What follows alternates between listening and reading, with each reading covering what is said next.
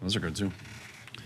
All right, good evening, everyone. Welcome to the City of Port Washington Common Council meeting tonight, Tuesday, March 4th, 2025. All older persons are present. Please join with me for the Pledge of Allegiance. This is my fault. I pledge allegiance to the flag of the United States of America and to the republic for which it stands, one nation, under God, indivisible, with liberty and justice for all. Forgot to move the flag back, sorry. Saturday, I made a video for the second graders in the Port Washington Saukville School District and needed to look very official. All right, so with that, we are at the consent agenda. Is anyone willing to make a motion to approve the minutes of our previous meeting? So moved. Moved and seconded. Any questions or concerns on that motion? Seeing none, all in favor signify by saying aye. Aye. Opposed? All right, motion carries. All right, under mayor's business, just a couple of quick things here. One is I wanted to thank Governor Evers came to Port Washington last Tuesday, and Dan from the Water Department did a really, really nice job representing Governor Evers' budget for municipalities. Is pretty aggressive. It has funding in there for cities if they hold their levy. So if it goes through in the budget, if we were to hold our levy, it would allow the city to claim a 3% increase in our total funding. That's the way the budget's being built. I don't know how it's actually going to roll out. There was a lot in there for clean water, lead mitigation, et cetera. As we know in the city of Port Washington, that's a pretty big issue for us in our older homes in the downtown area. So that was a really good conversation. He did a phenomenal job representing us. Council President Benning was also there for that invitation-only event, and a lot of citizens from Port Washington were invited. It was a pretty good day, and again, anytime we have the opportunity to show off the city of Port Washington, we're going to take it. So that went really well. The second thing is just a thank you of gratitude to We Energies for giving a grant for Veterans Park at Coldock. A $10,000 grant was given for us to continue to update and keep that park clean and up to date, which is exactly what it deserves. Reminder to the community that on Saturday, this coming Saturday from 9 to 11, I'll be holding a State of the City for citizens of Port Washington at the Port Washington Community Bank Community Room, which is also known as the old Dairy Queen. So I'll be there from 9 to 11 and just giving an update of all the different projects that we did in 24 and then what we're looking forward to in 25. So staff, thank you for getting me all of that information.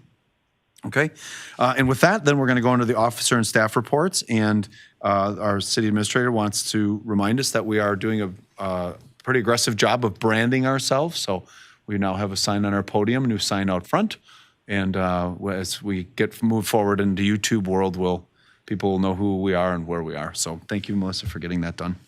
Okay, and with that, then City Clerk presentation on Badger Book Program, which when I first read it, I got excited that it was about books. And then I saw I read the report and I was like, this isn't about books. Yeah. Right. So Susan, thank you for this. If it's all right with everybody, I can certainly do that from here with my mic. All right.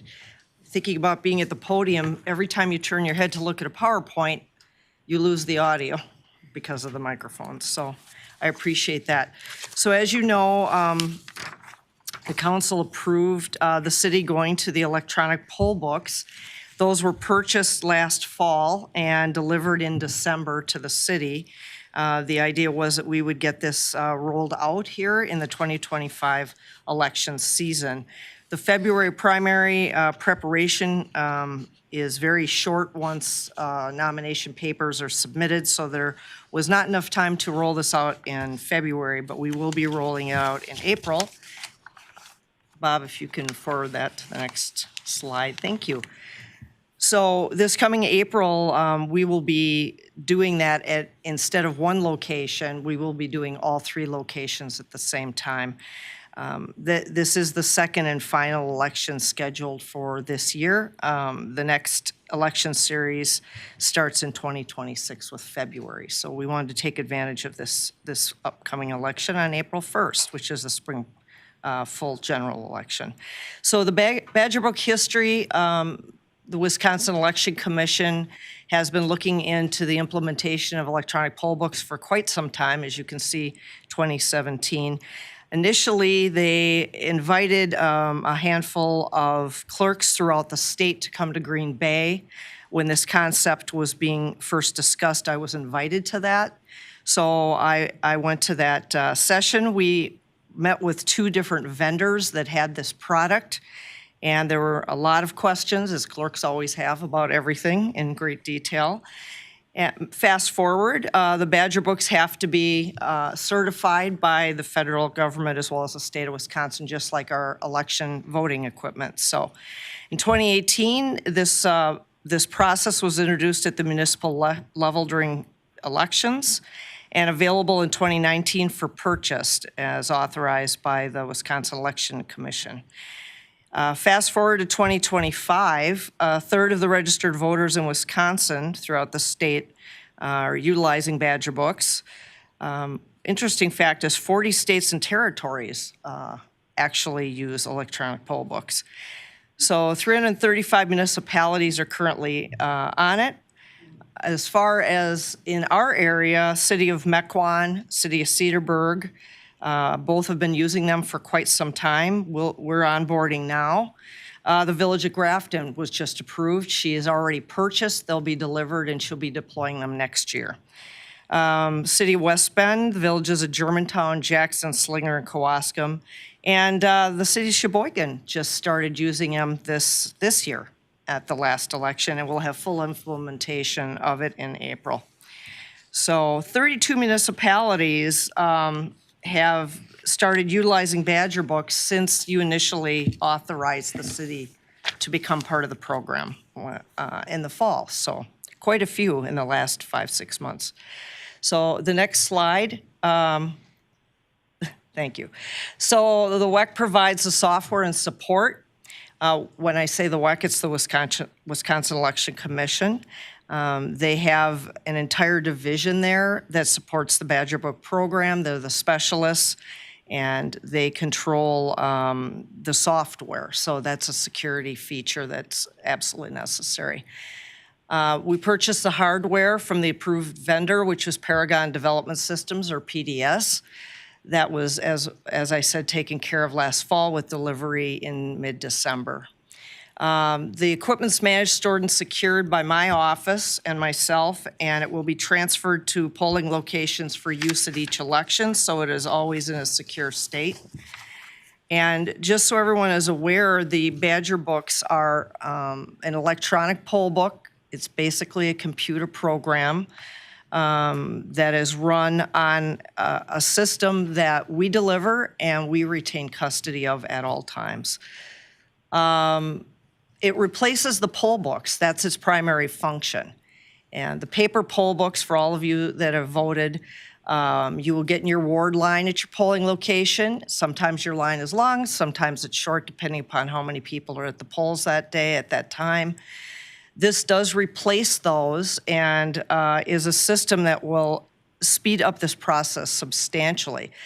So each location will have a server. It's a mini network that is self-contained.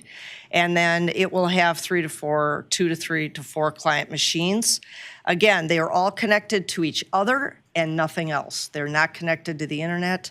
The only plug there is for them is for power, and that is very much like the use of our electronic voting equipment that our ballots go into. That is also not connected to the internet in any way.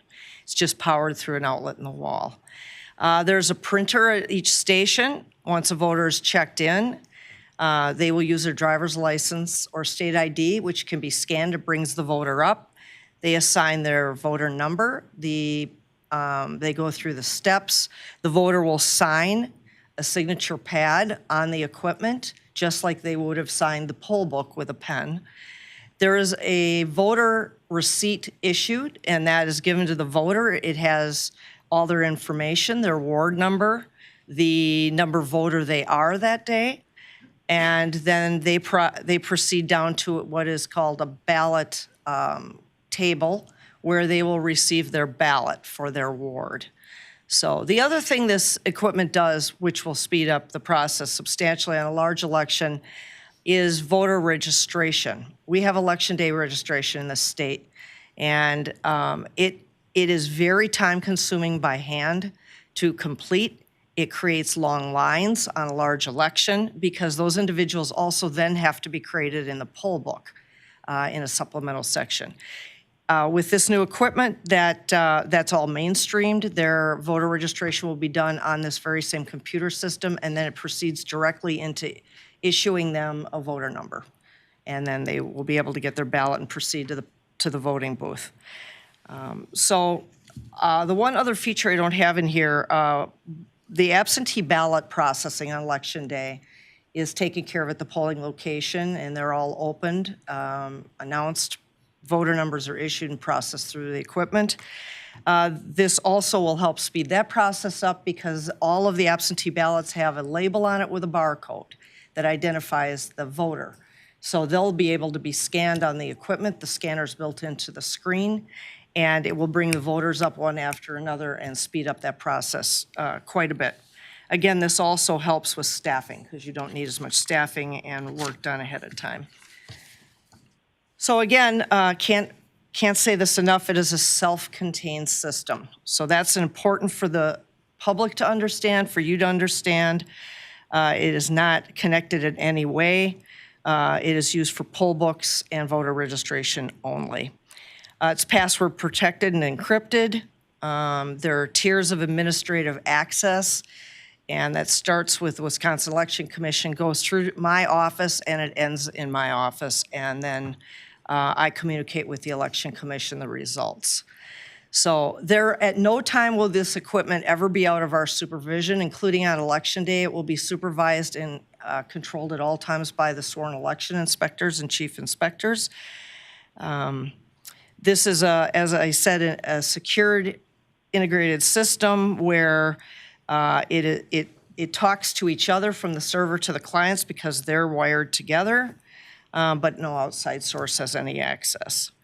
So once returned to City Hall, and the whole entire time it is stored, it is in a secured locked room as our other election voting machines are, where the ballots go in, what we call our ICE machines. All of our equipment is either stored in a locked room or in the vault with the voter records at all times. It has an emergency backup power supply for an interrupted short period of time where there might be a power failure or something of the sort. However, we also will all have on site a poll book that is printed out in paper and voter registration forms. So should something happen that would be more long-term, we could revert back to an entire manual process that all will be on site and completely accessible each election as a redundant backup. And this is part of our emergency management program we have in place anyway. As far as electronic participation, the data from election night is returned to me, and I upload that into the Wisconsin Election Commission state system. So then all the voters are issued their participation, which at this time we sit for weeks and scan by hand each voter participation into their record, and then have to create voter registrations in the state system, which we had roughly 1,000 at the presidential that had to be created, and it took 2 weeks. So this is all done on site during the election, and that changes that end portion for reconciliation substantially. It will go much faster and take much less staff time. So on the next slide, what are the benefits? Why do we do this? Why are so many municipalities changing to this system? Well, it does eliminate the need for large amounts of poll workers on election day and all the extra staffing before, during, and after an election. Most people see what happens on election day and that one day in time, but it takes a month to prepare, sometimes 6 weeks. In a federal election, 8 to prepare an election. And then on the post-election, can take months to also get the reconciliation done, the participation entered. I was not fully finished with the presidential election till the second week of January. So that's how long it took me to complete that. It reduces voter wait times, which they will be very happy for, at the registration table, if they're registering on election day, at the ballot tables. Voters may go to any computer station available. There are no longer any ward lines. At your location, all wards will be on each one of these books. It's all coming out of the same system. So the word lines will be eliminated, which will help when you have long lines in one and not as many in another. That will speed up the process. It will improve the accuracy for voters with the integrated scanners that will pull their name up. And of course, if they don't have a driver's license or state ID and are using a passport for photo ID, then we have keyboards with a mouse. They can key in their name and bring them up that way. Susan, one clarification. We're still going to have wards voting at certain locations. Correct. The polling locations do not change. You Right. still go So- to your voting. So if you're in polling- Ward 2, you can't go to a Ward 5 Correct. location. Correct. So we have had a couple questions about that already. So we will, with our next round of communication, we will make sure we bring that up again. People do get confused with early in-person voting by absentee. They always come to City Hall, so sometimes on Election Day, they will come back here as well. You still need to go to your polling location, though. The entire city will not be on one poll book because the machines are calibrated to that reporting unit, and those are the only ballots they will take. So that's a very good question. Thank you. So back to mainstreaming for staff, scheduling, utilizing cross-functionality during busy elections, much more efficient. Reduces election night canvassing process. Once the polls have closed, the public also doesn't really stay behind because they probably have their favorite show on TV or want to go eat dinner or something else. But the end of night canvassing does take some time. Currently, the poll books all are audited. Each poll book team goes through that process using a special sheet in the alphabet to make sure both books are identical and accurate. That can take hours in a large election. Also, the ballots will continue to be separated into ward groupings so they can be counted, and that can balance out against our final numbers, which is part of what we do every single election night, which is going to continue. The post-election efficiencies, as I said, is the data entry and reconciliation will be substantially streamlined. So in the next slide, February 24th, I held 3 trainings, chief training and 2 election inspector trainings during the day and in the evening. They had an opportunity to work on the equipment. They had an opportunity to understand the entire program and the different stations that will be set up for them to work at. There will be more ongoing training, more chief inspector training, and if we're able to, we will bring in election inspectors also in smaller groups. We had all equipment moved to Grand Avenue Church on that day, so there was a lot going on with a lot of equipment. So smaller groups probably would be better going forward. The program is extremely user-friendly, very menu-driven.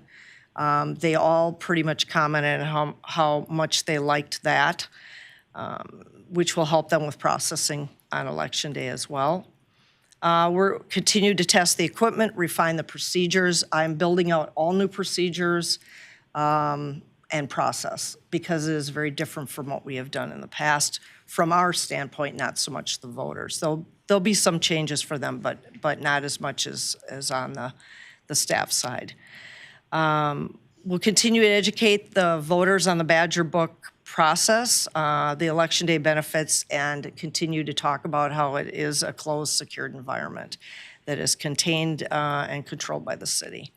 The next election is April 1st of this year for the spring general election, and we will be, as I said, implementing fully at all locations.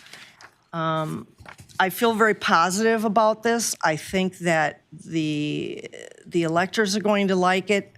I think the poll workers are going to be very happy with this change. I've been watching this since the beginning and the initial discussion back in 2017. I purposely chose to sit back and watch the many municipalities implement these because that gave me time to see if things need to be changed with the future generations of the machines. So the equipment I'm very pleased with. It's very well made. All the peripherals that we received to utilize on Election Day are of excellent quality. I'm sure we will have many years of this equipment in use. So does anybody have any questions? Any questions? Jonathan? Yep, thanks for working on this, Susan. When does early in-person absentee voting start? Okay, that begins Tuesday, March 18th, and that will run at City Hall the 18th. I'll move this here so you can hear me. The 18th through the 21st, 8 a.m. to 4 p.m. And then the following week, which will be the final week of in-person early voting, from March 24th through March 28th, 8 to 4, but that Friday will be extended on the 28th till 5 p.m. So we have voter registration continues beginning midweek this week. It's beginning to pick up. Absentee ballot requests by mail have gone out. So they continue to come in. I anticipate the ballots should be here next week. Statutorily, they need to be here by Monday, but the Election Commission literally just certified the election, so the printer has about 4 days to get this done and get these out. So absentees should be in the mail by Tuesday, the 11th. Other questions for clarification? All right, I also want to thank you, Susan, and your team for all of this. And we've got multiple poll workers who are alderpersons up here. So thank you all for your service as well. It'll be fun to see this roll out and smoothing up the process for everybody. Thank you very much for your support. Yeah, you're welcome. One thing I missed under the mayor's business is that the April Common Council meeting that was scheduled for the day after elections, April 2nd, is now going to be on April 7th. So it'll be Monday, April 7th instead of April 2nd. Okay, and with that, are there any public comments or appearances?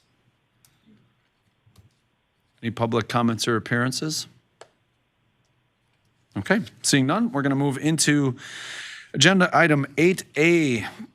1, consideration and possible action on ordinance 2025-03 and on a zoning map amendment to rezone approximately 39 acres of land located on the south side of West Grand Avenue, east of Jackson Road and west of Laura Lane from PUL public and utility lands to RS-3 single-family detached residence and B2 local service center businesses with OAG arterial gateway overlay plan development to RM3 multiple family low-rise apartments, RM2 multiple family garden apartments and townhouses, and RS5 single and two family residents with OPD overlay plan development. Schaefer Development is the applicant. This is the second reading. The issue is, should the Common Council is being asked to review a petition to rezone the subject property for the purpose of developing the proposed farm residential development consisting of multifamily, townhome, and single-family residential use. This petition was originally reviewed by the Planning Commission at its December 19th, 2025 meeting, and the staff recommends to adopt the ordinance as presented. Mr. Harris, it's the Bob Harris Show tonight, so it's up to you. Let's go. Yes, it is. Thank you, Mr. Mayor. So real quick recap, this item the Common Council saw at its February 19th meeting in which a public hearing on the rezoning was conducted. The following night at Plan Commission, they reviewed a companion piece for the rezoning, and that was the preliminary plat, which is in your packet and which is reflected in the general plan up on the screen here, and that was approved by the Plan Commission. So here we are with the second reading and the rezoning. The rezoning districts reflects both the site plan here and with the preliminary plat. And as mentioned by the mayor, it is composed of three different zoning districts, RM3 multifamily for that multifamily piece. Let me just go back to the site plan. And then it is, well, maybe I shouldn't, RS5 with the overlay plan development. And that overlay is to accommodate the smaller lots and the smaller setbacks for those single-family units that are also serviced by alleys. And then lastly is the component of 12 townhomes, and that will be the RM2 portion. And so with that, I have the criteria that the council should look at as far as making its determination on whether to approve the rezoning request. I have listed those in the packet, and staff recommends approval, and the recommended motion is also in the packet. This is the second reading of this, so we can take action on this tonight. Is there anyone questions or concerns for Bob? Mr. Sigwart. What's the difference between the setbacks on the lots that are abutting Bly Park Estates as compared to the alley-served lots? What's the setback difference? So the lots abutting Bly Park are probably a little more traditional. They are not the, the 5 and the 6 feet. I will say that the difference between the base zoning offsets and the overlay is probably within 1 to 2 feet. Really? Yeah, 6 and 8 versus, in this case, 5 and, I think. I'm talking about setback on the street. Okay, it is, I think it's a 30-foot setback, and then the overlay is asking for 15, at least with those alley streets. I think those more traditional Bly abutting ones are a little larger, probably more standard to the base. So you can park a car in front of it. Yeah, in fact, you can, yes, you can see the driveway and the garage in the front, yes, correct. Other questions? Mr. Gasper. Sure. Looking at the fourth whereas clause on this ordinance is, whereas the Common Council has determined that the rezoning of said land will promote public health, safety, and general welfare of the community. And that's where I fail on this one, because with what we're looking at with this development along Grand Avenue, we're doing the exact opposite, because as that becomes part of the city, we need to have development that slows and promotes the slowing of traffic on Grand Avenue. In order to do that, you have to have friction where drivers feel more constrained so that they will drive more slowly. And with what we're proposing, and starting out, DOT has done us absolutely no favors with how they made that into a 4-lane divided highway.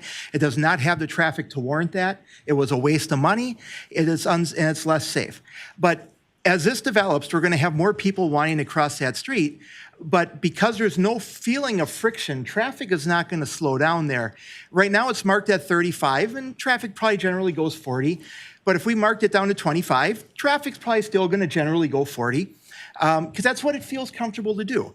And with that whereas clause in here saying that we've determined that this promotes the public health and safety and general welfare of the community, no, it does not in this case. What's laid out here is, I think, in the long term, it's going to be a problem for the city, and is unsafe in general, because you are not going to get the speeds down on Grand Avenue. So I'm going to have to vote no on this.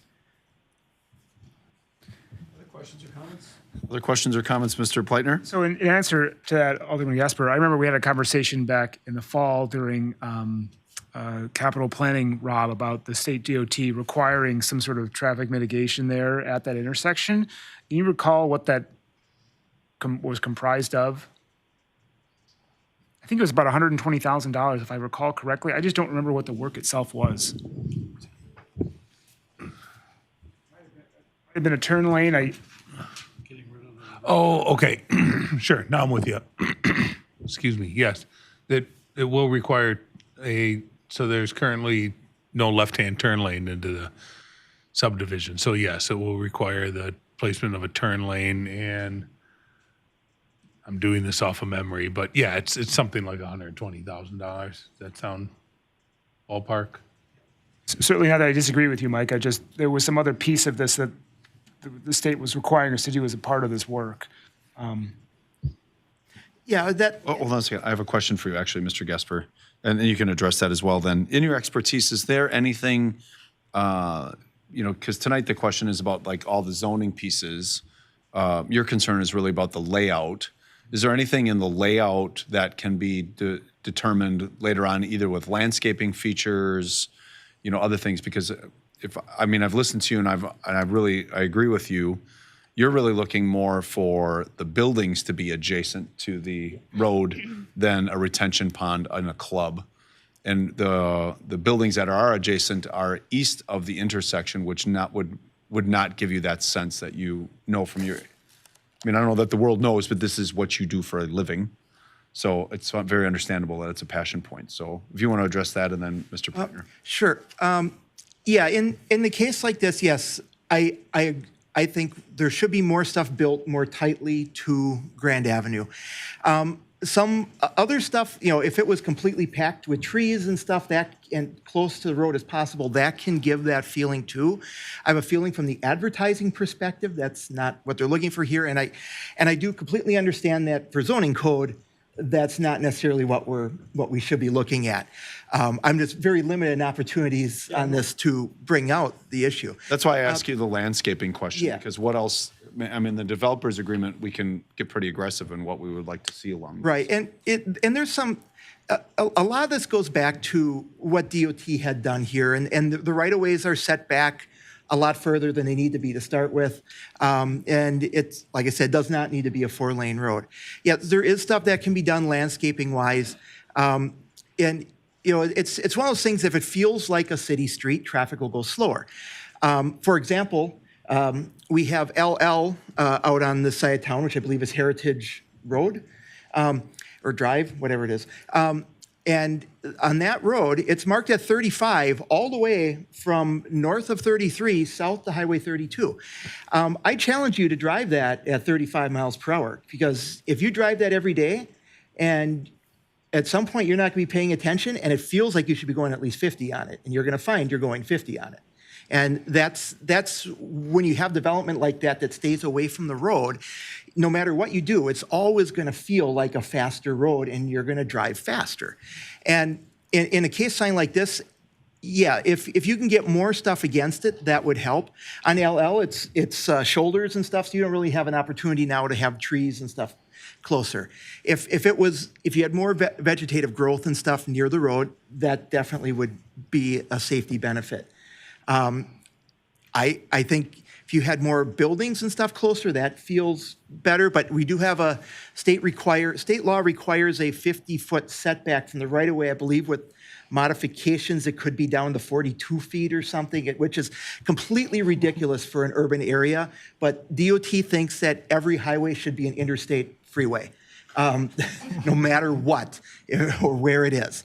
And their standards, which have gotten, unfortunately, codified into state law, reflect that. And so if we ever want to get traffic slower down here, we need to really look at it and take those extraordinary efforts in order to do that, or you're never going to slow down traffic in this 35 mile per hour area through here.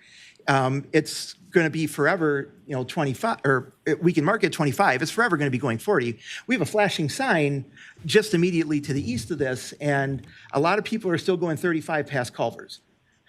Yeah. Thank you for that. Yeah. I think the other thing that we could potentially do, and I'm saying this tongue in cheek, is, the police departments can be a quarter mile away from there. So we should just put a big sign that says police department next left. And then we'll just tag all the Saukville people not paying attention. So thank you for that, Michael. I appreciate it. All right. Any other questions or concerns? Otherwise, is there someone willing to make a motion? Mr. Tierney? Yeah. I'd like to ask Mike another question on this.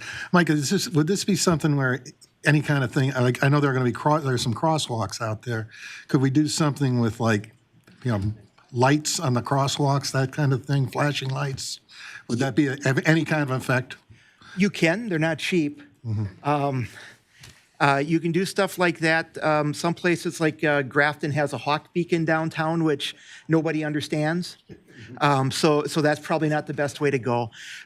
We have been looking in town, other places in the city, of having the strobes, and you can do stuff like that.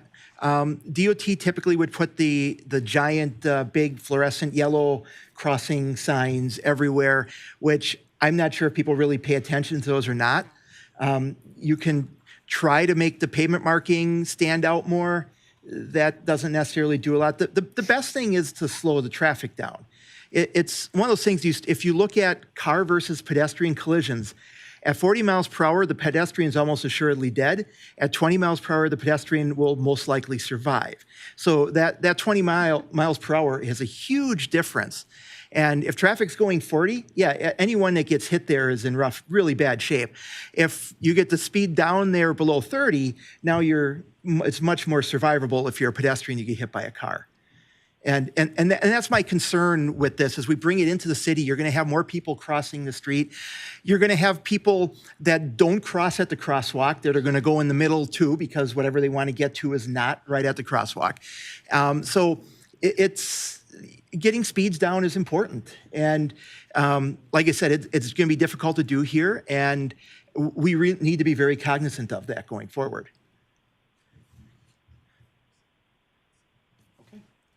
Is there anyone willing to make a motion for the adoption of the ordinance 2025-3? So moved. There's a motion. Is there a second? Second. Moved and seconded. Any questions or concerns on the motion? All right, seeing none, all in favor signify by saying aye. Aye. Opposed? No. All right, motion passes. And just a quick historical note here, I do want to also thank again Dawn Wagner over in the village of Saukville for working with us back in 2022 for the sanitary sewer pieces so that we could be in the position to have that conversation tonight. Okay, next agenda item is subject is the consideration and possible action on a final plat for Phase 3 of Highland Point subdivision located north of Newport Vista Drive, south of East Sauk Road, east of the Ozaki Interurban Trail, and west of State Highway 32. Highland Point LLC is the applicant. The issue is the city council is being asked to approve a final plat for the third phase of the Highland Point subdivision, and the staff recommends approval of the final plat subject to final review by the city engineer. Mr. Harris. Mr. Mayor, so this is the final phase, Phase 3, final phase of Newman Development's Highland Point subdivision. Looking at the aerial, Phase 1 is, well, you see it right there. Phase 2 is under construction, at least on this dated aerial. And then the proposed final plat that's before you tonight is that area outlined in red. And the 20 lot phased 3 subdivision is shown on this final plat. This was recommended for approval by the Plan Commission, and staff recommends the same. Any questions or concerns? Otherwise, again, we approve this at the Planning Commission. Is there someone willing to make a motion? Move to approve. The motion is to recommend approval of the Highland Point Phase 3 final plat, subject to the final review, and seconded by Alderman Newmeyer. Thank you, sir. Are there any questions or concerns on the motion? Seeing none, all in favor signify by saying aye. Aye. Opposed? Motion carries. That brings us to consideration and possible action on a final plat for Phase 3 of, wait a minute. I already did that. Double down in my packet here. Sorry for that. Subject is the consideration and possible action on the ordinance 2025-4, annexing territory to the city of Port Washington, Wisconsin, on a petition to annex 38.28 acres from the town of Port Washington to the city of Port Washington, and assigning a temporary zoning recommendation for the purpose to accommodate a proposed single-family subdivision located on the north side of East Sauk Road and the west side of Ozaki Interurban Trail. Newman Developments Incorporated is the applicant. Mr. Harris did a nice job here with a 4-paragraph description of the issue for me. The Common Council is being asked to approve a petition seeking annexation into the city of Port Washington and to assign a corresponding temporary zoning designation for those lands for the purpose of developing a single-family subdivision consisting of 95 lots on approximately 38 acres of land currently located in the town of Port Washington. The site is presently comprised of 2 undeveloped tracts of land located in the town, adjacent to the city limits of Port Washington, immediately north of East Sauk Road and northwest of the Ozaki Interurban Trail. Each of the 2 parcels are individually owned by the Antwanters and the Dahmers. The town of Port Washington recently approved 2 CSMs, dividing the 2 lots into a total of 4 lots for the purpose of creating the 2 additional lots for the subdivision and annexation. Note the following recording of the CSMs prior to the second reading. They will be incorporated into the ordinance document as Exhibit A. In addition, to the approval of the CSMs, the town also passed a resolution of detachment, which allows for the land to be annexed as per the 2004 City and Town of Port Washington Boundary Agreement. The town approval is required before the subject lands can be annexed.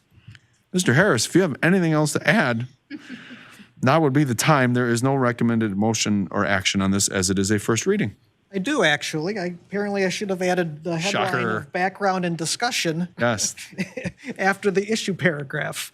Nevertheless, this was reviewed by Plan Commission last month. This is based on a concept plan for the subdivision that the Plan Commission also took up last month. And as this is a first reading, there's no action tonight, but I just wanted to point out that this is a recommendation both on the annexation itself and what the temporary zoning will be.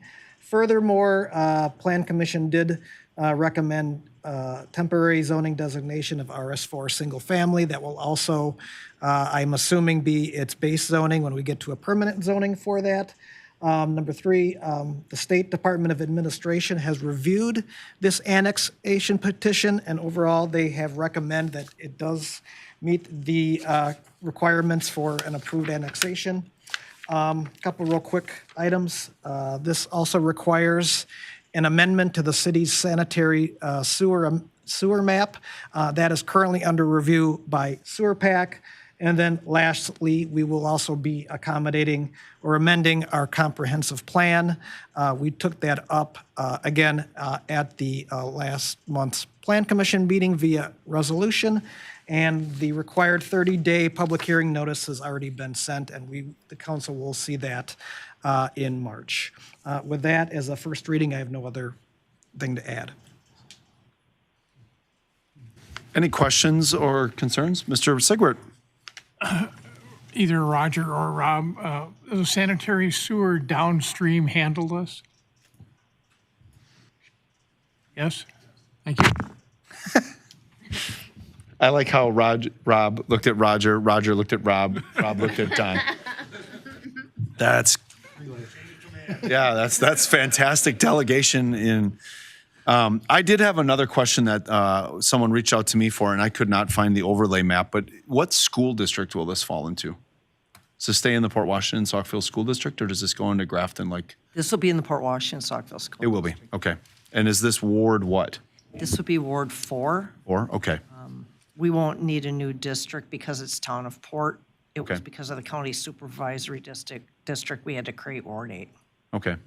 And the other piece, and that stays in the Port Washington zip code as well? It will be a Grafton zip code. Okay, thank you. Any other questions? Mr. Benning?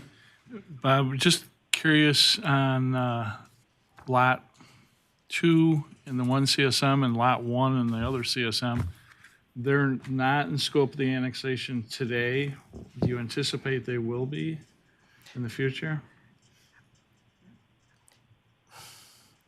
I believe Lot 2 will.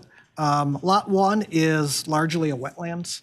And so if it is, it'll just simply be accommodated into the city as a wetlands as part of the subdivision. But that, I don't know. But Lot 2 on the one CSM is. The assumption is that they anticipated. will continue north Okay. at some point in the future. Okay. And then we go through the same annexation and process it with that, right? Hopefully, we don't have to do the sanitary sewer amendment. I don't think we will. Okay. And the only other thing, Mr. Harris, that was asked as well is, and it was brought up at Planning Commission, is as we move towards closure on this project, to just ensure that the Parks Department has reviewed this for any recommendations for parks in that final plat. Okay, any other questions or Yeah, one more. Mr. Benning? Bob, I know this came up in plan, and I've been asked a couple times about that island, the triangle. That's legit because of the agreement at this point? Yeah, that's correct. The reviewer at DOA specifically called that out, and because we have the agreement, that made his recommendation possible. So at the end of the agreement, is there any concern on how we're going to handle that? I think because the agreement's in place, when it's annexed, it leaves it at that, as far as I know. Okay, but I guess in 3 years, when the agreement expires, assuming we don't extend it again, what do we do with these islands? My guess is they're there. Okay.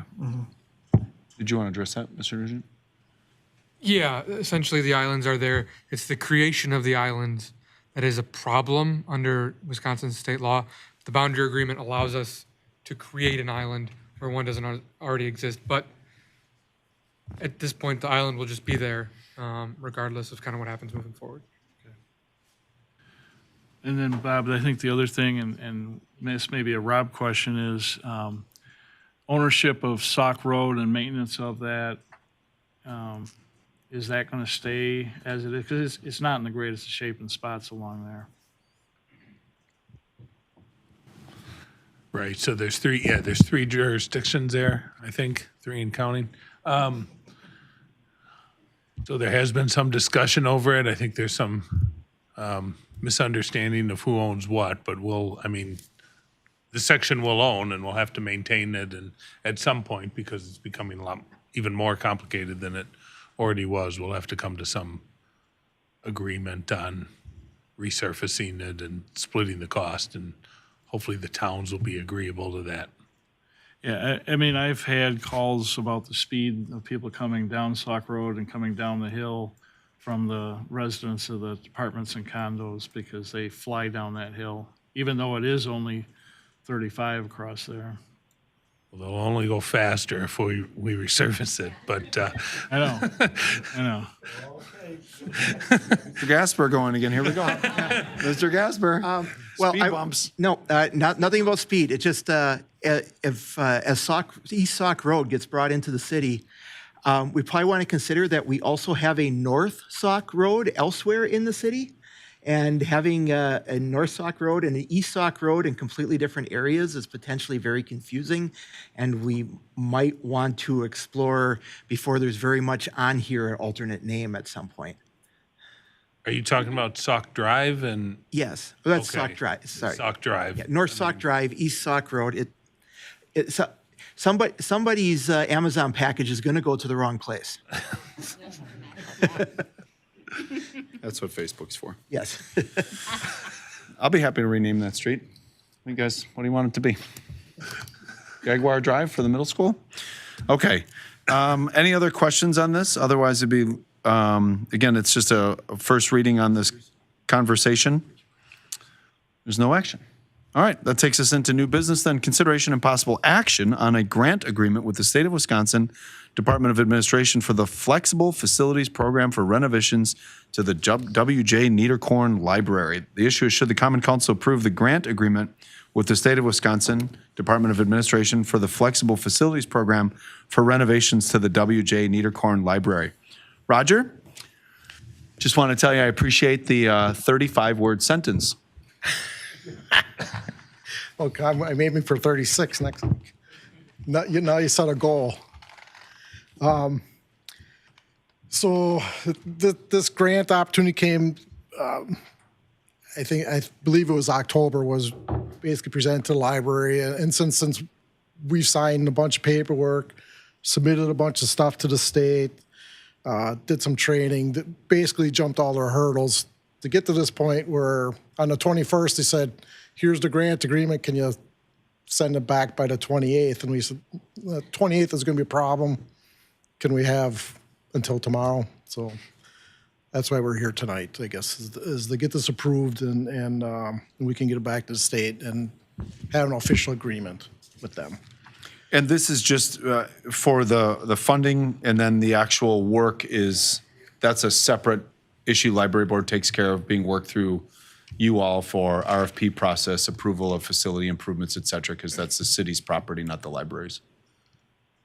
Correct. Okay. Right. So yeah. So we have an architect that's been designing stuff. Down at the bottom, you can kind of see where we are for schedule. So we're looking at Yeah. next week advertising for this, and one of the grant requirements is to be under construction by July 1. And if you look at the paragraph above, what the state is saying is, hey, right now, we believe the funds are going to be there, but we don't know for certain. So on our end, at least in the design process, what we'll do staff level here as we get invoices, we'll go ahead and submit them for reimbursement.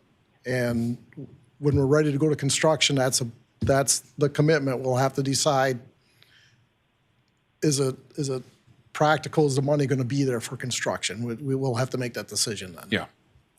I feel pretty comfortable personally that by the end of probably April, this will all be worked out. Because if this is happening in the city of Port Washington on a micro level, you know, what's going on in other cities. So thank you for this. Any other questions on this? Otherwise, we'd be looking for a motion to approve the staff recommendation. I'll move to approve staff recommendation. Second. Motion and second. Any questions or concerns on the motion?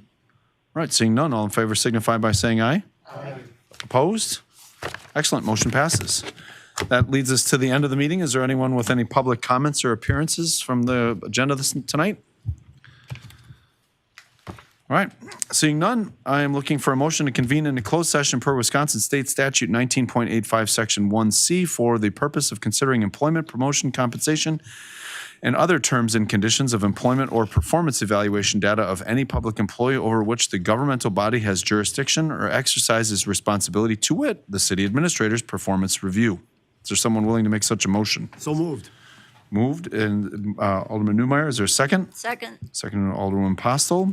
This is a voice vote. Ward 1, Ward 2, Ward 3, Ward 4, Ward 5, Ward 6, Ward 7. All right, we are now in closed session. Council, let's meet downstairs by 25 after.